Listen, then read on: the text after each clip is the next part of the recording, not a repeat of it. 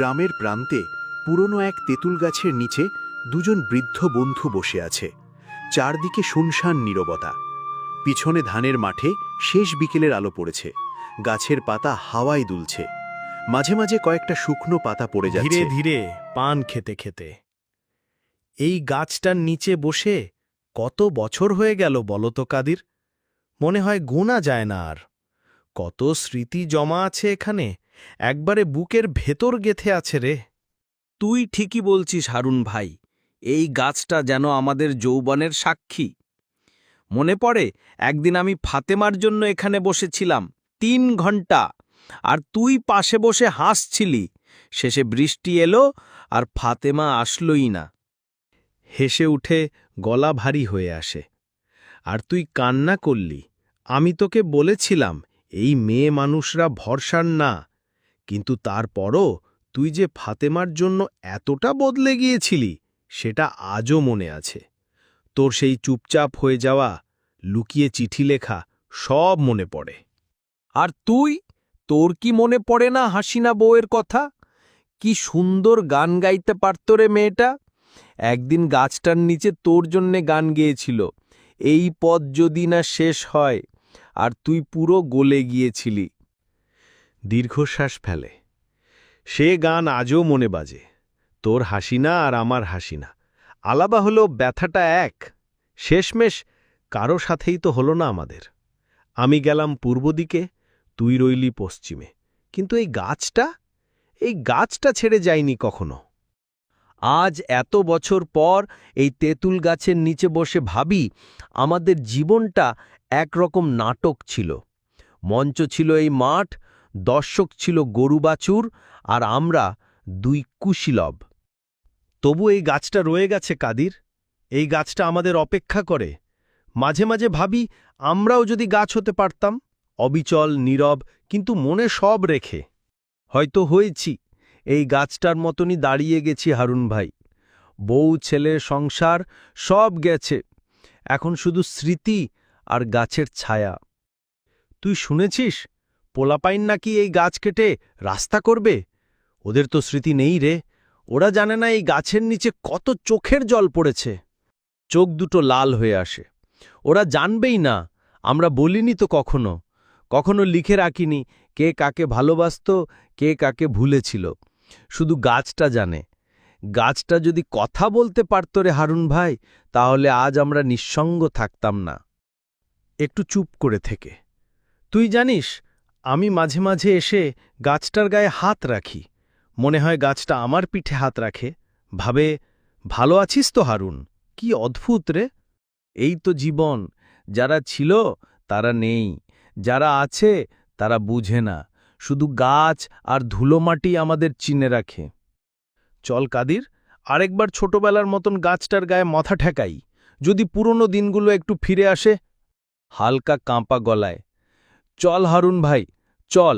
আজ আর কিছু বলবো না, আজ শুধু গাছটার ছায়ায় চুপচাপ বসে থাকব। দুজন বৃদ্ধ গাছটার গায়ে হেলান দিয়ে বসে পড়ে। সূর্য ঢলে পড়েছে, পাখিরা নীড়ে ফিরছে। বাতাসে পুরনো দিনের ঘ্রাণ ভেসে আসে।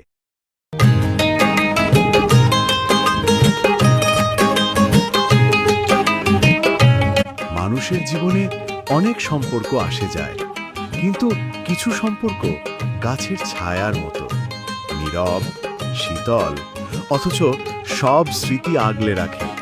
তেঁতুল গাছটার মতোই।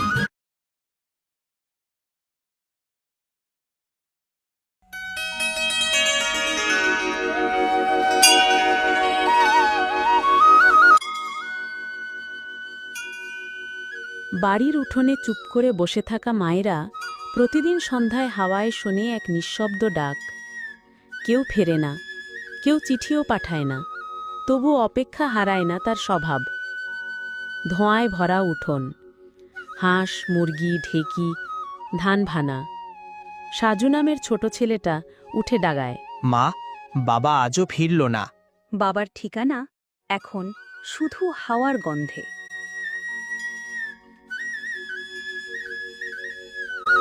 জহুরা কলসিতে পানি তুলছে, তার মুখে ক্লান্তি, কিন্তু চোখে স্বপ্ন। পুকুরের জল যেমন সব ছবি ধরে, তেমনি এক মায়ের চোখেও থাকে এক হারিয়ে যাওয়া মুখ।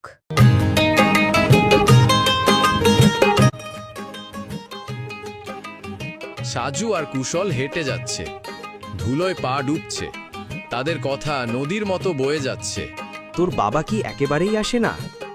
সে আসবে, আমি জানি। হঠাৎ একদিন এসে দাঁড়াবে উঠোনে। মাঠের পাশে তারা বসে, সূর্য পশ্চিমে ঢলে পড়ছে। এই সব গল্প কিভাবে জানবে আমার মেয়ে? এই কাঁথার আঁচলে থাকবে সব গল্প, যেমন আমার মা রেখেছিল।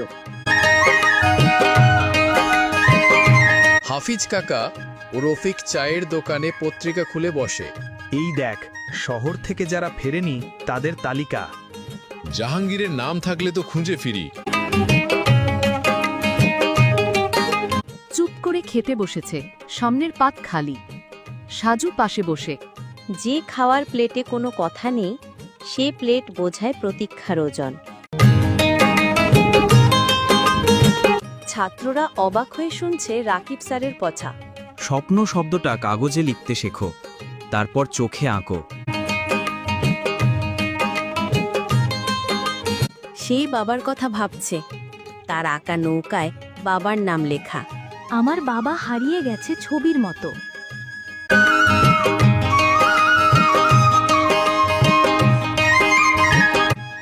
জাহাঙ্গীর, মুখে দাড়ি, পকেটে ছেঁড়া চিঠি। হঠাৎ হালকা বৃষ্টি।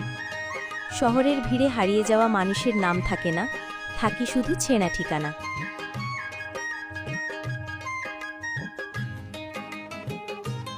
ডাকপিয়ন জুতো খুলে বসে, হাতে নীল খাম। অনেক বছর পরেই নামের চিঠি এলো রে ভাই। উত্তেজনায় চোখিচন। মা, বাবার হাতের লেখা। ও ফিরবে মা? তারা বসে চিঠির প্রতিটি অক্ষর গুণে দেখে। একটি অক্ষর যেন একটি অপেক্ষার বছর।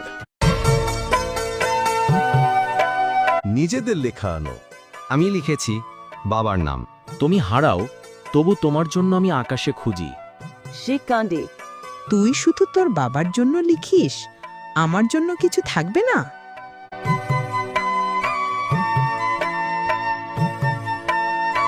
হাফিজ কাকা বলে, আজ হাওয়ায় পুরনো গন্ধ।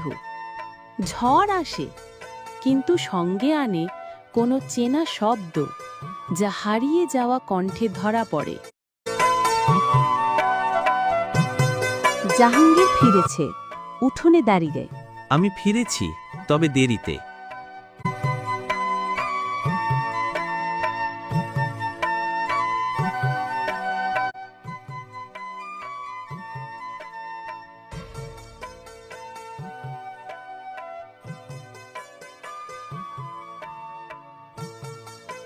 সে চুপ করে জাহাঙ্গীরের দিকে তাকিয়ে থাকে।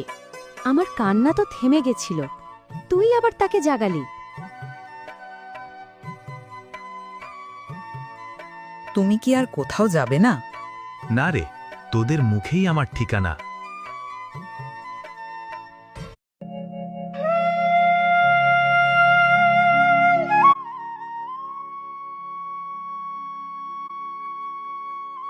প্রথমবারের মতো মা বাবা ছিলে একসঙ্গে খাচ্ছে। 3টি মুখ, একটি সকাল, এতটাই বড় পুনর্মিলন। তিনি নিজেকে খুঁজছেন পানির প্রতিচ্ছবিতে। যে মানুষ অনেক বছর পরে ফেরে, তার মুখে প্রথমে কথা আসে না, আসে চুপচাপ বসে থাকার দক্ষতা। রুবিনার খোলা চিঠি, সে বাবাকে লেখে কিন্তু পাঠায় না। বাবা, তোমার নাম ছিল আমার বুকের ভিতরে, তুমি না থাকলেও ছিলে।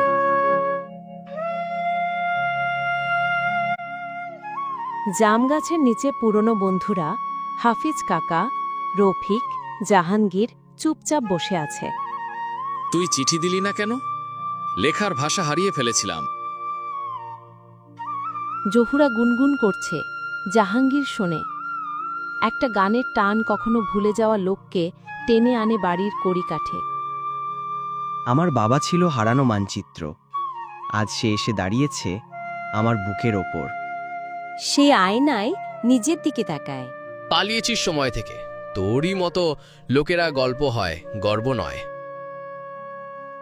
আমরা তো ঘর বাঁচিয়ে রেখেছিলাম শুধু আশায়। তোমরা আসার চেয়েও বড় কিছু রেখেছ, বিশ্বাস।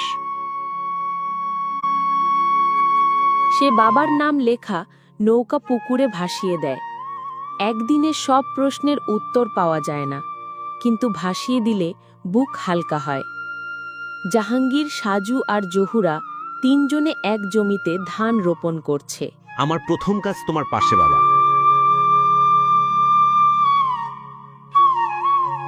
উঠোনে সন্ধ্যা ও আলোর মিলন, পেছনে বৃষ্টির শব্দ। একসাথে বসে মা, বাবা, সন্তান হেসে গল্প করছে। রুবিনা, রাশিদা ও গ্রামের মানুষও এসেছে। উঠোনে একটি প্রদীপ জ্বলছে। সব গল্প কাঁদিয়ে শেষ হয় না। কিছু গল্প উঠোনে বসে থেকে হাসে। আকাশ ভরা কান্নার মাঝে একটি ছোট হাসি চিরস্থায়ী হয়ে থাকে।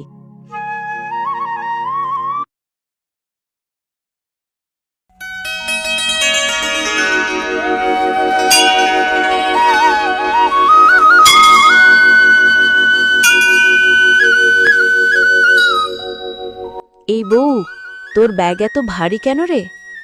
ওমা, আমি কিছু চাল কুমড়ো এনেছি বাপের বাড়ি থেকে, নিজের হাতে লাগানো গাছের ফল।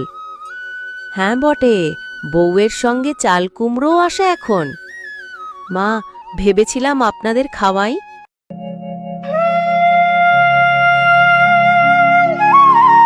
কি রাঁধছিস আজ? চাল কুমড়ো দিয়ে চচ্চড়ি আর ডাল। আবার চাল কুমড়ো? এই সপ্তাহে চতুর্থবার। মা, একটু ধৈর্য ধরুন, একবার খেলে বুঝবেন। আচ্ছা ঠিক আছে, স্বাদটা খারাপ না, একটু মিঠাই মিঠাই লাগে। এইটাই তো বিশেষত্ব মা।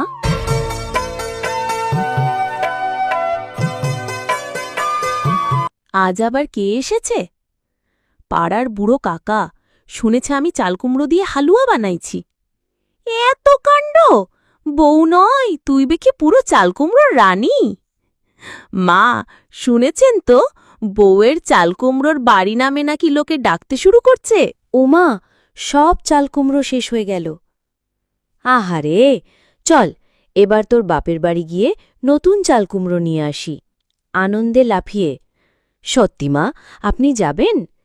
হ্যাঁ রে বউ, তুই তো শুধু চাল কুমড়ো নয়, আমার মনটাও জয় করে নিয়েছিস।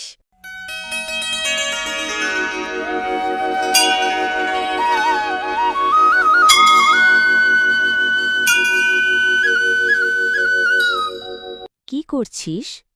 চাল কুমড়োর চারা লাগাচ্ছি। এবার এই বাড়িতেই চাল কুমড়ো ফলাবো।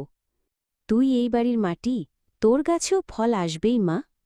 এবার সবাই বলবে এই বাড়িটাই বউরের চাল কুমড়োর বাড়ি। এই গল্প শুধু একটি সবজি নয়, একজন বউয়ের ঘর বানানোর গল্প, ভালোবাসা দিয়ে বাড়িকে আপন করে নেওয়ার গল্প।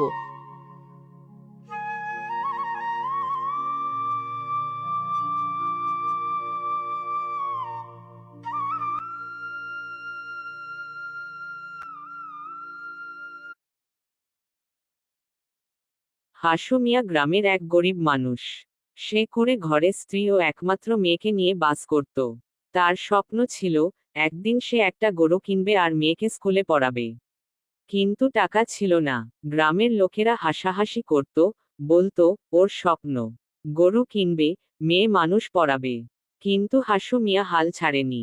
প্রতিদিন মাঠে কাজ করত, ভাঙা সাইকেলে পাট ধান বয়ে এনে বিক্রি করত। খরচ কমিয়ে ধীরে ধীরে কিছু টাকা জমাল। একদিন সে হাটে গিয়ে একটা গাভীর বাছুর কিনে আনল। লোকেরা আবার হাসল, বাছুর দিয়ে কি হবে? কিন্তু হাসু মিয়া জানত, ধৈর্যই সফলতার চাবি। বছর 2 পর বাছুরটি বড় হয়ে দুধ দিতে লাগল। সে প্রতিদিন দুধ বিক্রি করে টাকা জমাতে থাকল। অবশেষে এক সকালে সে মেয়েকে নতুন স্কুল ড্রেস আর বই খাতা কিনে দিল। নিজ হাতে তাকে স্কুলে ভর্তি করিয়ে নিয়ে গেল। সেই দিন সে চোখ মুছতে মুছতে বলল, এইটাই আমার জীবনের সেরা দিন। গ্রামের লোকেরা এবার আর হাসল না, বরং মাথা নেড়ে স্বীকৃতি দিল। হাসু মিয়া সত্যিই এক জেদি স্বপ্নবাজ মানুষ।